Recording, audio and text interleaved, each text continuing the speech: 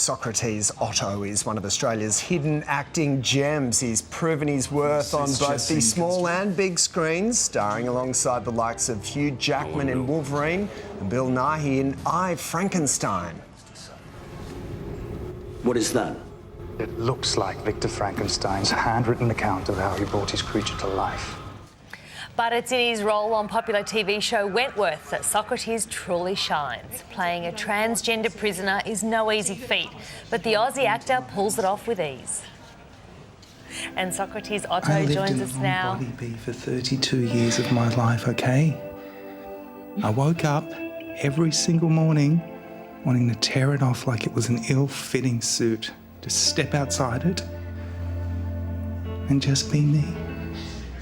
And Socratis Otto joins us now live at the desk. Hello, welcome to the show. Thank you for having me. Wentworth has been sold to over 90 countries. What is it like to be part of a show that's, I guess, captured the global imagination? Well, it's rare for a homegrown show to be sold to over 90 countries across the world, and with a cast of this calibre and playing a transgender character, I recognise that the opportunity doesn't come around too often, so it's something I'm really treasuring. Yeah, you're right, mate. It is a fantastic cast. Hey, Socratis, what is it about prison shows, either in movies or on TV? People are fascinated by life behind bars. It's either prison shows or it's vampire series, you know, blood and teeth. I'm not sure. I know specifically with Wentworth, it's because we portray characters in a very, very real way.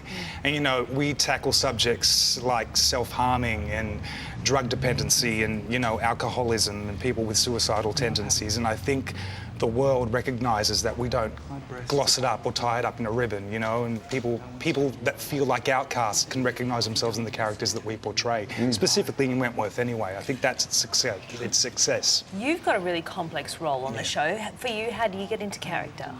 Well, the transgender community has never been represented on Australian television before. And when the role came to me, I knew that I had to portray it in a very authentic way, being a man and not being part of the transgender community. So every day I tell myself that Maxine is struggling to find a voice and connect in the world, and that suffering is suffering regardless of someone's identity.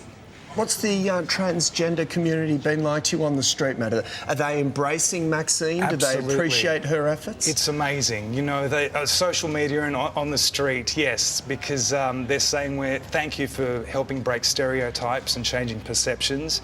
And furthermore, this season in particular, it's become less of a trans story than it is a universal human story, because she's been diagnosed with breast cancer. Right. And that affects every human being on the planet in any way, shape or form. Was it a difficult role to say yes to? No. As an actor, you know, you want to push yourself and do dangerous things, and I've never played a woman before. I've played a myriad of characters, so absolutely not. Can you get into character without the wig, without the makeup? Look, it certainly helps, but after 3 seasons, the nuances of the character and her heart are pretty easy to tap into. But playing a gender, obviously, it definitely helps with the hair and makeup. You've played alongside some pretty big names in other films and TV shows. Do you have a favourite?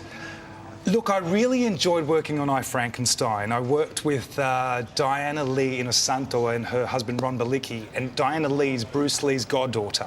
And they taught me Kali stick fighting and martial arts for 6 months opposite Aaron Eckhart. And I had to wear prosthetics and replicate that on film, so that was a huge tick. I want to ask you really quickly about Caitlyn Jenner, because she has, of course, made huge inroads, you know, with the transgender community. Do you think that's made a difference, and also with characters like Maxine? I do. I think the discourse is fantastic, but I still think, Sally, it's raw and it's a bit embryonic. And I think there's a wider range of stories we need to hear about, and we need to be inspired by these stories and understand that trans identity doesn't necessarily mean one particular thing or refer to one particular look. You're doing a great job on screen, mate. Congratulations, Socratis. Wonderful to talk to you this afternoon, mate. All the very best. And you can catch up on the previous seasons of Wentworth on Presto. All the details are up on our website.